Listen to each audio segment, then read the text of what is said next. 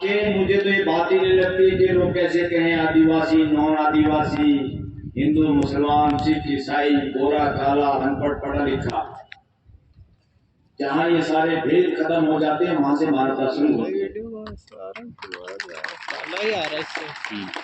और जहां तक ये भेद हैं वहीं शोषण है, वहीं सत्ता का संघर्ष है, वहीं सारी बदमाशी है, वहां तक सारी बदमाशी है। जब तक पूरी मानव जाति, और उस मानव जाति में इंडिया की मैं बात करूं तो जो लोग मेहनत करके जल जंगल जमीन के साथ बिना किसी का शोषण किए बल्कि प्रकृति के पोषण के साथ अपना जीवन बसर कर रहे हैं, वो सबसे प्यारे बेटे हैं इस हिंदुस्तान के। और दुनिया में जो भी इस तरह का काम करते हैं वो धरती के असली पुत्र हैं।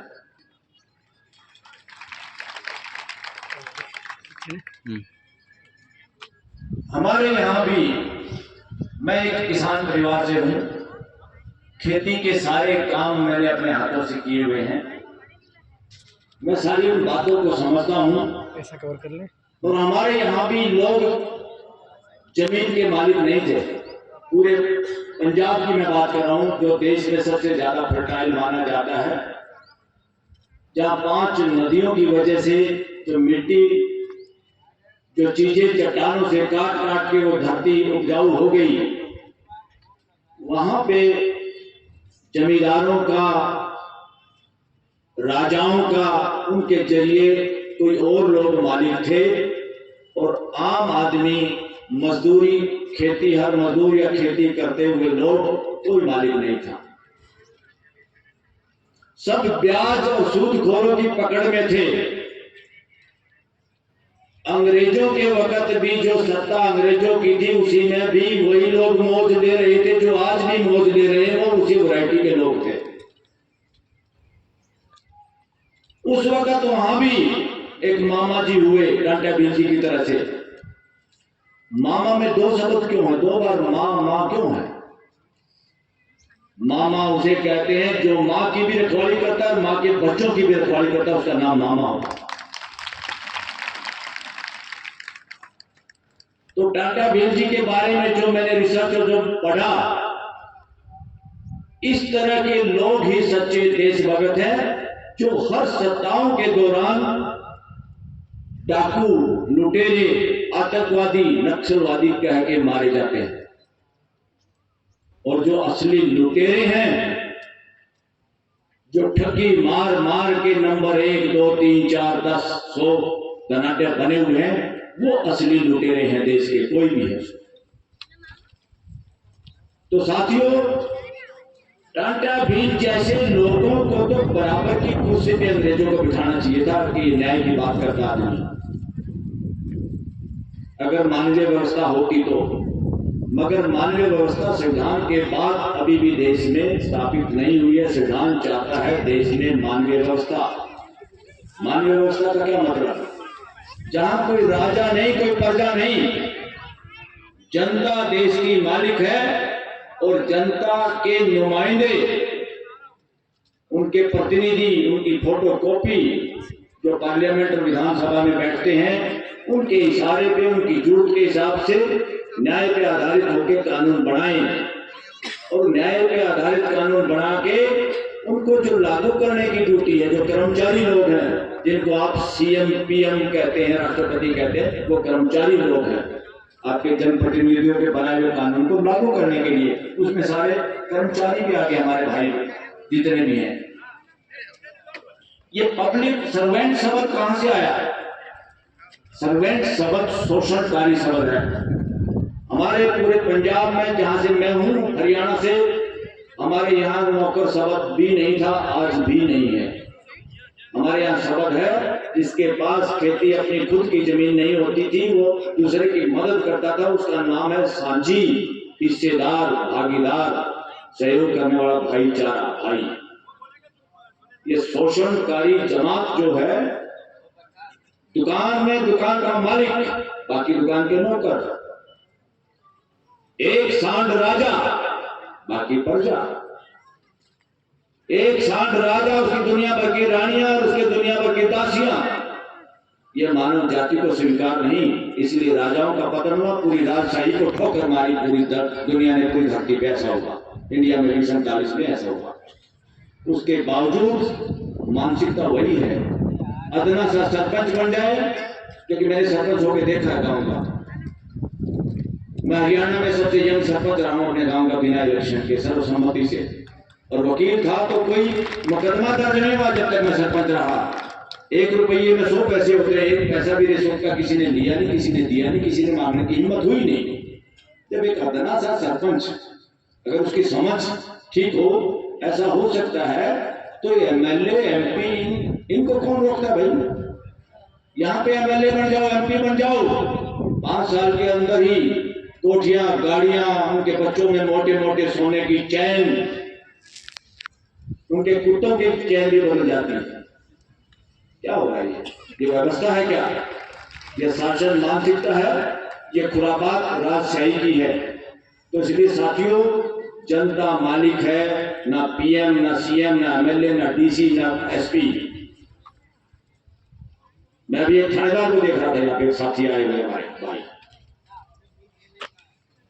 पुलिस की जरूरत इसलिए है कि कई बार समाज अपने आप लड़ाई ना रोक पाए, एक दूसरे को ना समझा पाए, तो कानून की हमने एक व्यवस्था बनाई।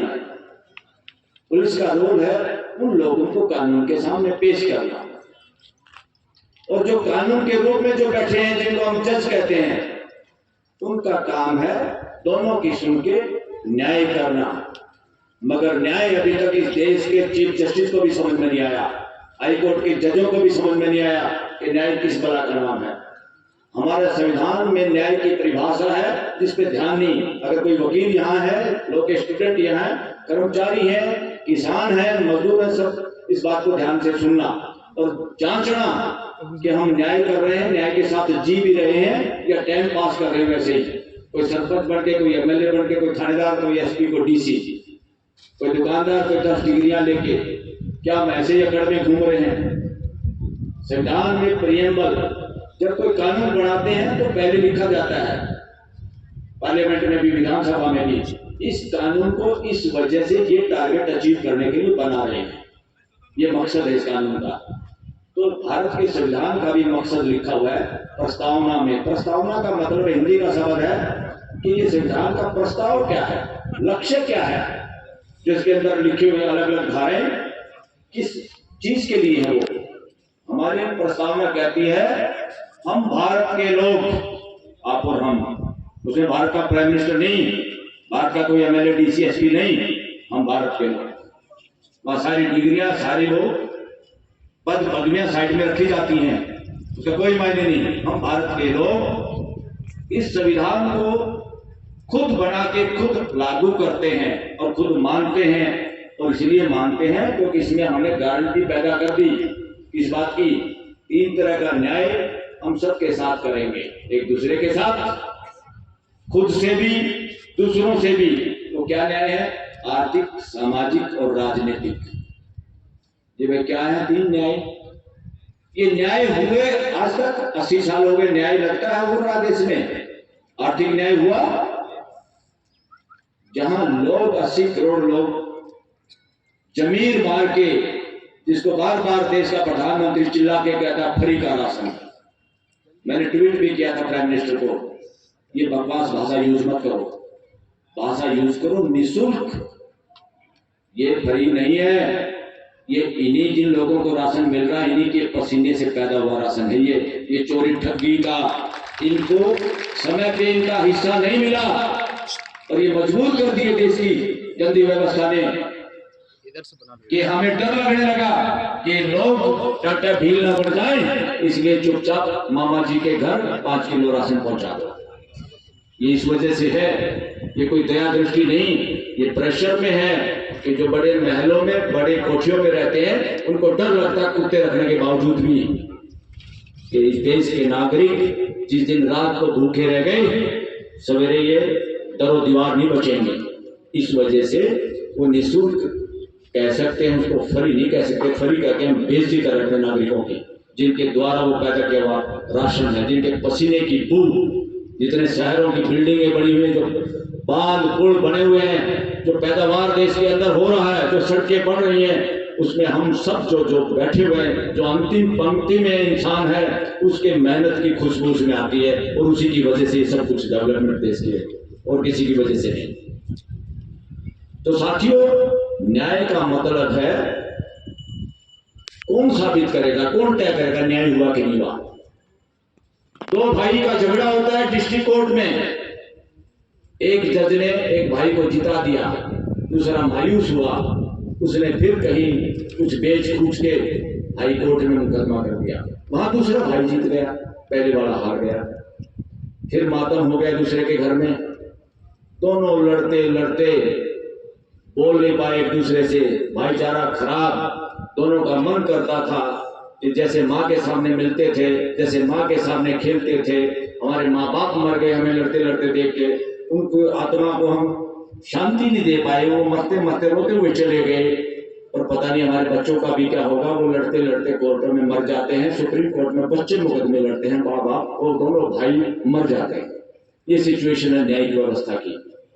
न्याय का मतलब है, प्रमाण ये है न्याय का, दो भाई का झगड़ा है, जज के पास गया या पुलिस के पास गया, क्या पुलिस उन दोनों भाइयों के संबंध को बरकरार रखने में मदद कर रही है कि नहीं कर रही?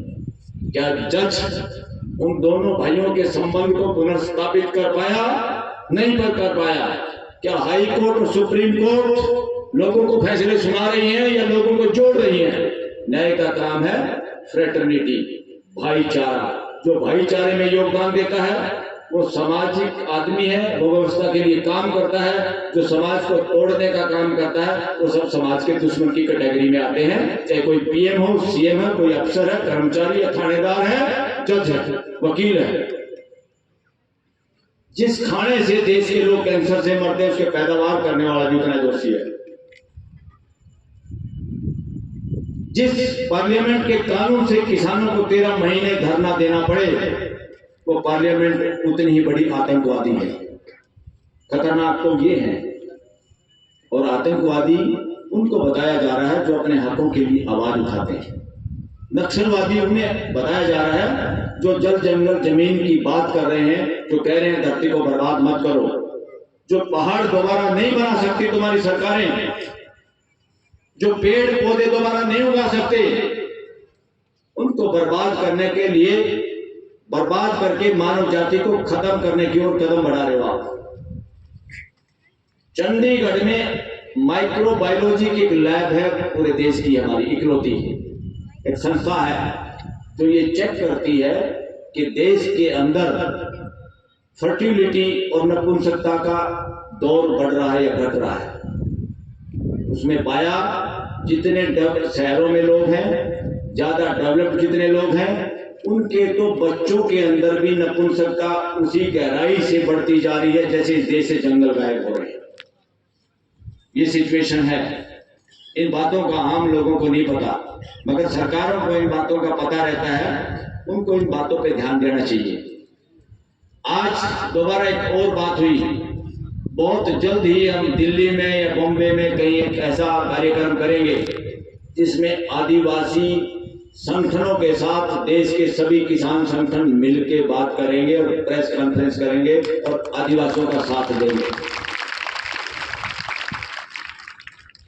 तो साथियों, गलत न्याय बनाना भी पार्लियामेंट की ड्यूटी नहीं है, हक नहीं है।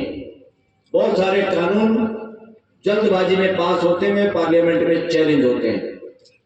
जैसे फॉरेस्ट एक्ट में भी तबादला किया कि 100 किलोमीटर के दायरे में जितना भी बॉर्डर एरिया में सब कंट्रोल में आ जाएगा, कोई परमिशन की जरूरत नहीं।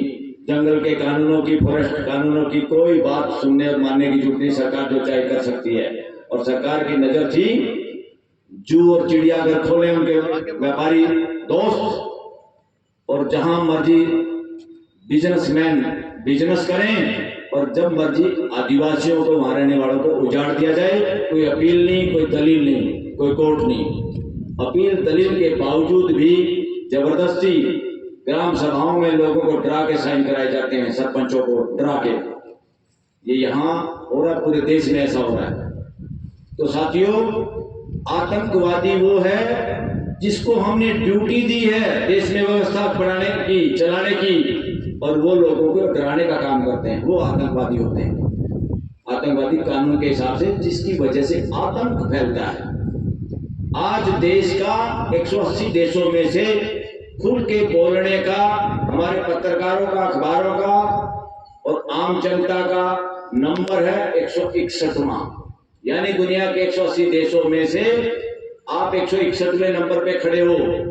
यानी आप डर रहे हो, बोल नहीं पा रहे समय पे, आप सरकार से डरते हो।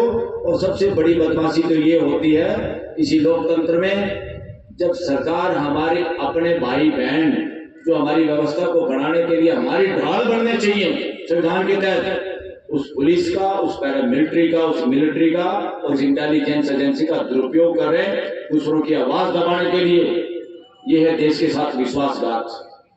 इसलिए मैं बार बार कहता हूं सरकारी मुलाजिमों से भी कि आप नौकर नहीं हैं, आप व्यवस्था में हमारी तरफ से भागीदारी कर रहे हैं। इसलिए देश में जो रिजर्वेशन कह के बदमाशी फैलाई गई, नहीं, शरीर के सारे अंग ठीक होना जरूरी है। शरीर, घर के हर सदस्य की भागीदारी, घर में क्या नफा हो रहा है, क्या नुकसान हो रहा है, भाई कोई नया काम करे तो उसमें सबकी राय ली जाए। हो सकता है नया बच्चा भी सबसे अच्छी राय दे दे, उस नए बच्चे की मानना, उसी का नाम डेमोक्रेसी है। डेमोक्रेसी बहुमत का नाम नहीं होता कि जिसके पास 4 लठ 4 वोट है, दूसरे के पास 3 लठ 3 वोट है, तो 4 वाला बन गया, वो सीएम बन गया, पीएम बन गया, हो गया लोकतंत्र। नो, वो बन तो गया मगर उसकी जिम्मेदारी है, उसकी ड्यूटी है जो नहीं बना उसकी भी सुनने की, सबकी सुनने की ड्यूटी। जैसे घर में का माहौल होता है, घर का माहौल पूरे देश में हो जाए, 145 करोड़ लोग अपने इंडियन फैमिली की तरह से रह पाए, उसका नाम है मानवीय व्यवस्था। तो इसलिए कर्मचारियों को सबसे ज्यादा टारगेट बनाते हैं। कर्मचारी सबसे, अंग्रेजों ने भी बहुत बार इतना दुरुपयोग नहीं किया जितना सरकारें इंडिया में करती हैं। और आज दौर ज्यादा ही कुछ हो रहा है, जहां पे कर्मचारी तो इसलिए डरता है उसकी ट्रांसफर हो जाएगी, उसकी कोई जांच हो जाएगी, उसको कोई सस्पेंड कर देगा, बड़ा अफसर उसकी एसीआर खराब कर देगा, सब बेचारे अपनी नौकरी के चक्कर में। यही जुडिशरी का हाल हो रहा है। डिस्ट्रिक्ट जुडिशरी काम नहीं कर पा रही, लोगों को डेट पे डेट मिल रही है, भ्रष्टाचार भी हो रहा है।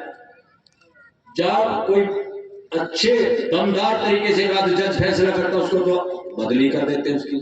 जैसे आपने सुना होगा यूपी में किसी पुलिस वालों के खिलाफ एफआईआर का किसी ने आदेश दिया जज में, संबल में, आपको पता नहीं ध्यान है कि नहीं, तो उस जज की बदली हो गई।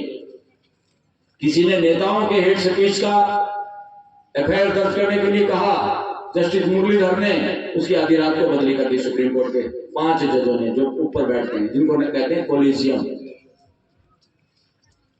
एक आपके राजस्थान के जज थे श्रीधरन, जिसने आपके किसी नेता के कुछ भाषण, किसी कर्नल के बारे में गलत शब्द बोल दिया था, बिल्कुल गलत शब्द बोला था, उसने कहा था भाई एफआईआर दर्ज करो, कार्रवाई करो। उसकी बदली बेचारे की कर दी। उसकी बदली छत्तीसगढ़ में सुप्रीम कोर्ट ने की थी, सरकार ने कह दिया नहीं भाई वहां तो ये सीनियर रहेगा, इसको ऐसे खुदे लाइन लगाओ, तो उसकी लबाद कर दी। जो सीनियोरिटी में पहले 3 में आता था किसी हाई कोर्ट में, जहाँ पे जजों की अपॉइंटमेंट ट्रांसफर करने में उसकी भूमिका होती है, उसको जानबूझ के खुदे लाइन लगा दिया। तो जब जज नहीं बच पा रहे तो आम कर्मचारी, थानेदार, टीचर, पटवारी, तहसीलदार, ये कैसे बचेंगे? तो आतंक सरकारों का होता है, आतंक व्यक्तियों का नहीं होता। समाज कभी आतंकवादी नहीं होता, समाज, बच्चा भी घर में आतंकवादी नहीं होता। जिस बच्चे की बात नहीं सुनी जाती, माँ बाप नहीं बात सुनते, जब वो झगड़ा करता है, अपनी बात ऊंचे से बोलता है, तो घर वाले भी कहते हैं ये थोड़ा बदमाश है। मगर कोई भी माँ बाप अपने बच्चे को अपने हाथों से मारना नहीं चाहता, चाहे कितना शरारती हो। वो ये सोचता है अगर वो गलत आदत में भी चला गया कि कल छूट जाएगा, कल सुधर जाएगा, मगर वो मारता नहीं, मारने की सोचता नहीं। तो सरकारें कैसे सोच सकती हैं कि देश के नागरिकों को मारना है? आदिवासी के नाम पे, नक्सलवादी के नाम पे, आतंकवादी के नाम पे, देशद्रोही के नाम पे। आम आदमी बोलता है तो मूल हमारी भावना ठेस पहुंच गई। धार्मिक भावनाएं, धार्मिक भावनाओं की कोई ठेकेदारी नहीं ली इस देश ने। फ्रॉड आस्थाओं की कोई ठेकेदारी नहीं। जो देश को गुलाम बनाने वाले रिवाज हैं, कथा कहानियां हैं, या कोई ऐसे ढोंग क्रिएट कर रखे हैं, उनके खिलाफ संविधान कहता है उनकी कोई इजाजत नहीं। इसलिए ढोंग के खिलाफ, ढोंगियों के खिलाफ खुल के बोलना है। किसी के खिलाफ भी कोई प्रेशर में आके पुलिस मुकदमे दर्ज करे या करवाए तो आज देश के वकीलों की पूरी फौज उन लोगों की मदद के लिए तैयार है जो ढोंग और ढोंगियों के खिलाफ बोलना चाहते हैं, और निःशुल्क तैयार हैं, फ्री नहीं, प्राइम मिनिस्टर की तरफ से निःशुल्क, क्योंकि उनको एहसास है कि जो सिपाही, जो नागरिक नीचे ढोंग का विरोध कर रहा है, ढोंगियों का विरोध कर रहा है, वो असली सिपाही है इस देश का। देश की एकता और अखंडता बॉर्डर से नहीं होती मजबूत। बॉर्डर पे फौज तैनात करके एटम बम लगा के आप जमीन को सुरक्षित रख सकते हो, मगर देश की एकता और अखंडता असली होती है देश के दिल मिलने से, 145 लोगों के आपस में भाईचारा बढ़ने से। जो भाईचारे को तोड़ना चाहता वो देश का दुश्मन है। वो चाहे कोई भी हो सकता है, वो कोई पीएम और सीएम भी हो सकता है। ये नहीं सोचो पीएम और सीएम होने से वो राष्ट्रवादी हो गया। बहुत चोर उचक्के इस देश में एमएलए, एमपी और पीएम सीएम हुए हैं। पीएम के खिलाफ भी भ्रष्टाचार का नरसिम्हा को मुकदमा भुगता था, सजा हुई थी सुप्रीम कोर्ट से।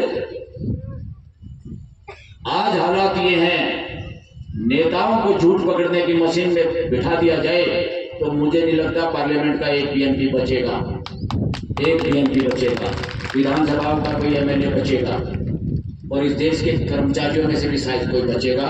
वो बचेगा जिसकी पब्लिक डीलिंग नहीं होगी।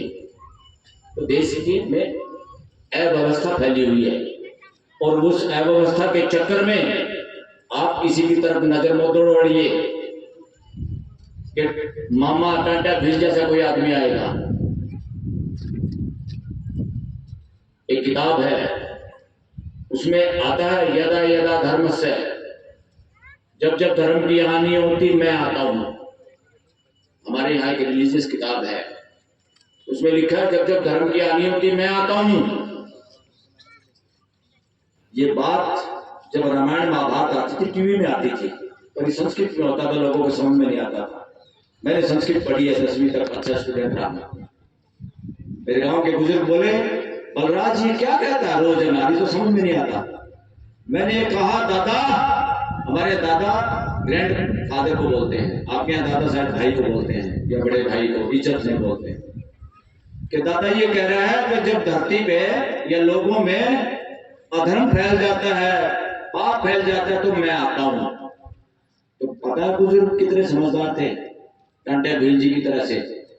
बोले ऐसे बाद में आने वाले तो बटेरों को भी हम पीटते हैं जो नाश होने के बाद आता है। इसका मीनिंग समझा? यानी जब दो भाइयों का झगड़ा था, वो रिश्तेदार आया नहीं, वो पड़ोसी आया नहीं, और जब दोनों मर गए लड़के, फिर आया वो तेरामी पे हलवा खाने के लिए। तो उसका नाम रख दिया इन्होंने कि भगवान आ गया। कितनी अतार्किक बातें हैं। किसी भी रिलीजियस ग्रंथ को आंख बंद करके मानना नहीं है, जानना है। और चाहे वो गीता हो, बाइबल हो, रामायण हो, कोई भी धार्मिक किताब हो, मैं उसको ये कहता हूं मानवता की धरोहर है, मगर उस धरोहर को जांचना है, परखना है।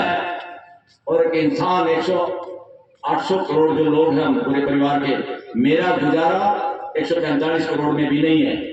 कोई मुझे ये कहे कि तुम शपथ ले लो कि 145 करोड़ में आपको गुजारा करना होगा, आप ऐसे राष्ट्रभगत बनो, देशभगत बनो, नहीं तो आप देशद्रोही हो जाएंगे।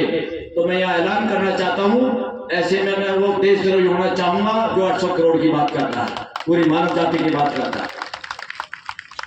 तो आज के दिन राष्ट्रभक्ति भी मानवता के खिलाफ हथियार खड़ा करने की कोशिश हो रही सभी देशों में, इंडिया में नहीं, बाकी देशों में भी। पूरी मानव जाति एक है और शिक्षा अगर मानव जाति को जोड़ने के लिए है, पूरी मानव जाति को, तो वो शिक्षा है। और जिस शिक्षा से हमें ऊंचा नीचा भेदभाव वाला बनाता है या पढ़ाई जाती है, वो शिक्षा नहीं, वो जुल्म है देश के प्रति शिक्षा के नाम पे। ऐसी शिक्षा को हम फेंकेंगे, फेंकनी पड़ेगी अगर कहीं भी है, किसी यूनिवर्सिटी में, स्कूल में, सिलेबस में, कहीं भी। साथियों, हरियाणा, एक बात करके मैं अपनी बात पूरी करूंगा। सर छोटू राम ऐसे ही हुए जैसे भगवान बिरसा मुंडा, टाटा भील जी, उसी तरह के मामा थे कंबाइंड पंजाब में। कंबाइंड पंजाब आजादी से पहले पूरे पाकिस्तान का पंजाब, इंडिया का पंजाब आज वाला, हिमाचल प्रदेश, हरियाणा, दिल्ली, कुछ हिस्सा पश्चिमी यूपी, सब कुछ एक ही था, उसका नाम था पंजाब, क्योंकि 5 नदियां थी। वो पंजाब के लोग मेहनत करते थे मगर भूखे मरते थे, कर्जा था। साहूकार से धोती लेते थे उधार पैसे, धोती बांधने के लिए, लंगोटी।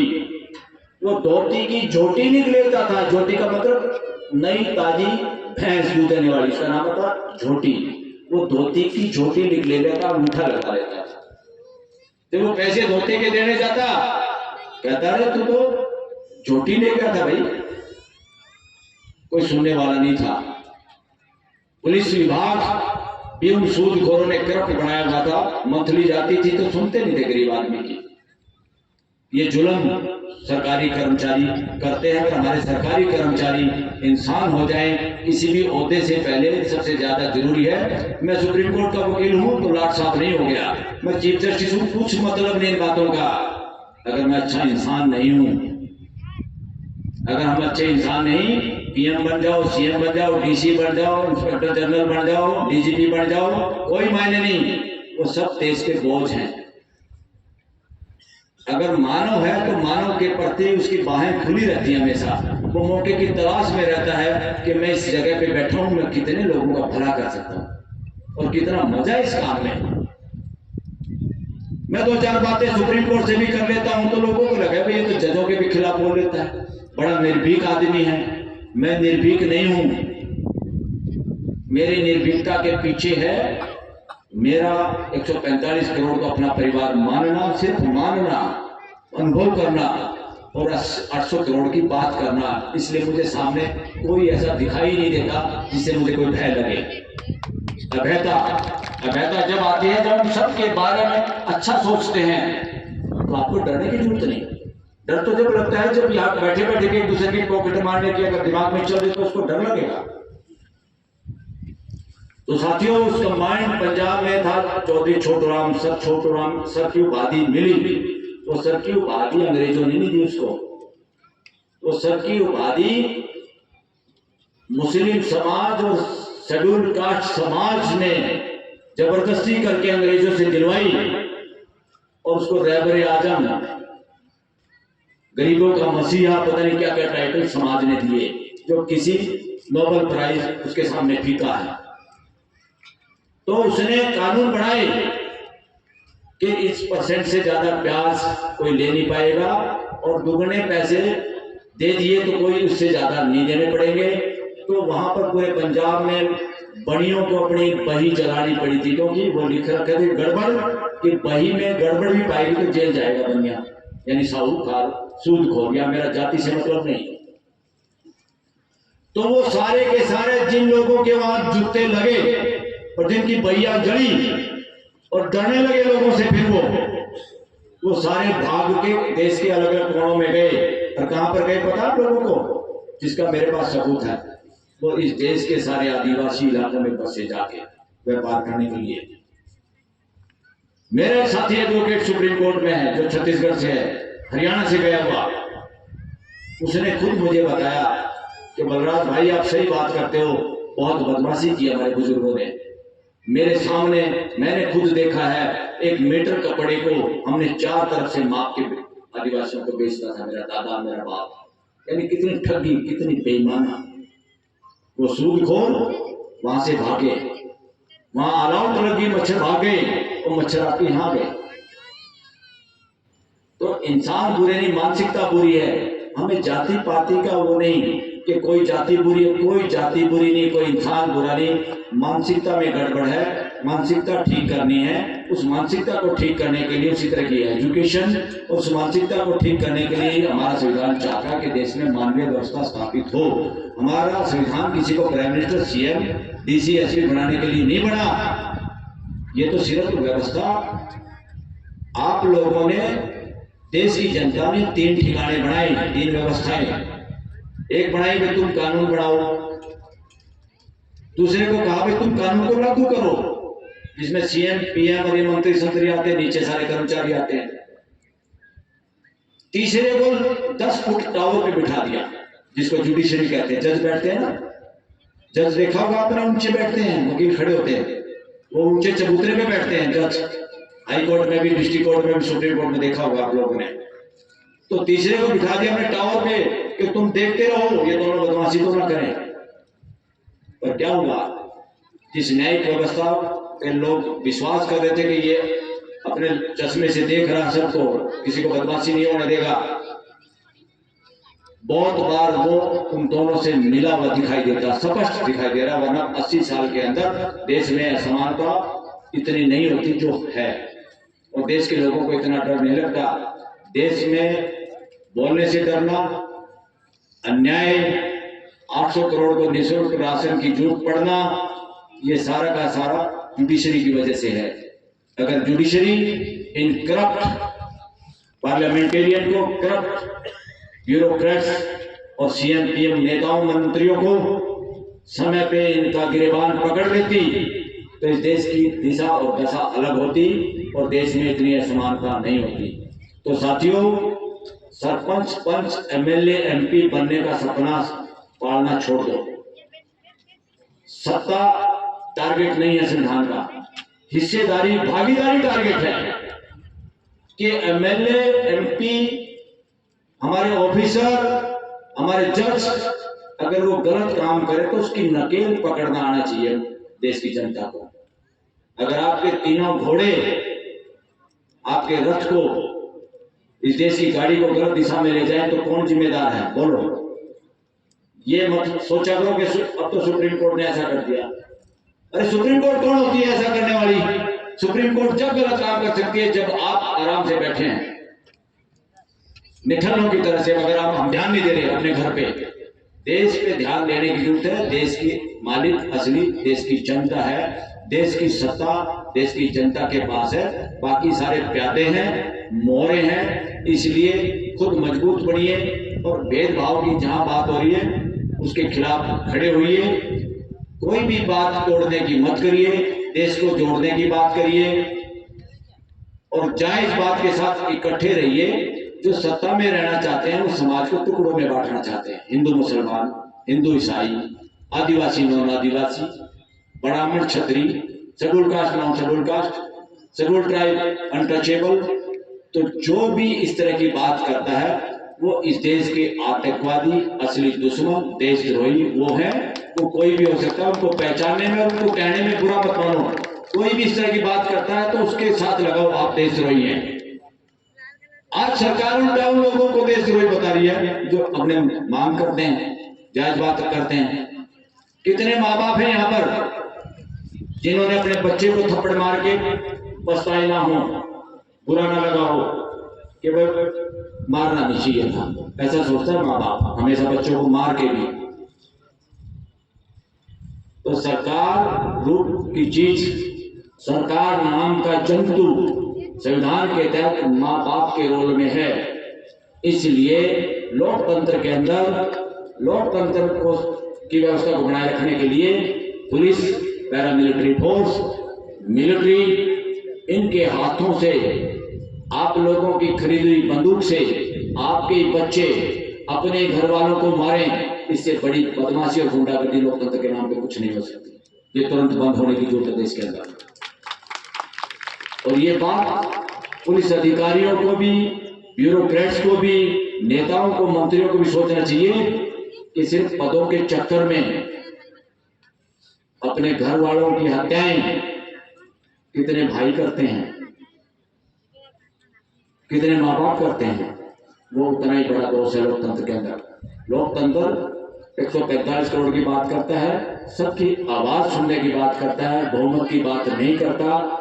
घर में भी अगर सबसे छोटा बच्चा अच्छी बात करे या घर में खाने पे भी झगड़ा हो जाए, क्या बनाना आज, बच्चा या बुजुर्ग जो कहता है हम उसको फूल चढ़ाते हैं, भाई इसकी बात मानो, क्योंकि हम उनको प्यार करते हैं।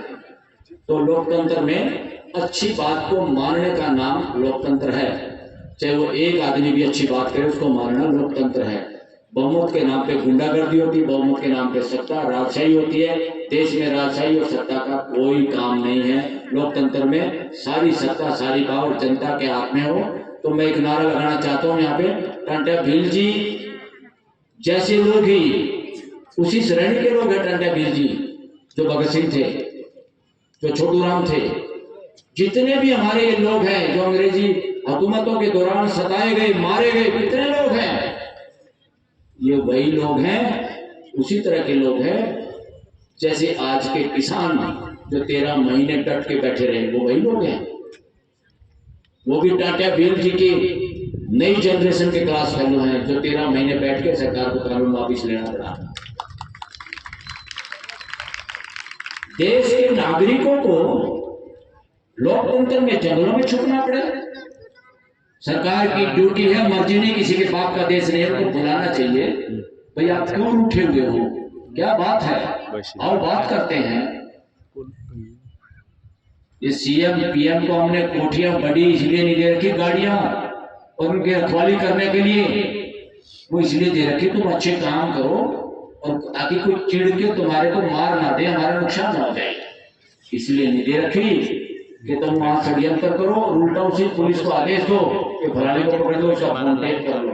इस देश की इंटेलिजेंस एजेंसी का भी दुरुपयोग हो रहा है। देश की इंटेलिजेंस एजेंसी पार्लियामेंट के प्रति जवाबदेही नहीं, जो लोकतंत्र का बहुत बड़ा नाश कर रहा है, सारे नेता शामिल उसमें। एजेंसीज का दुरुपयोग हो रहा है देश के अंदर, लोगों के फोन टेप करने में, झूठे मुकदमे बनाने में, झूठे एविडेंस क्रिएट करने में। और एक बात दोबारा कह के अपनी बात खत्म करता हूं, देश का हर नागरिक देशभक्त है। इस देश में कोई नक्सलवादी नहीं, कोई आतंकवादी नहीं, कोई देशद्रोही नहीं। ये जो भी नाम दिए जा रहे हैं ये षड्यंत्र के तहत सरकार में बने रहने के लिए, लूट खसोट मचाने के लिए दिए जाते हैं।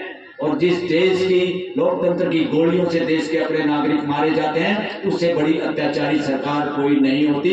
उन लोगों से देश को छुटकारा मिलना चाहिए। Thank you very much.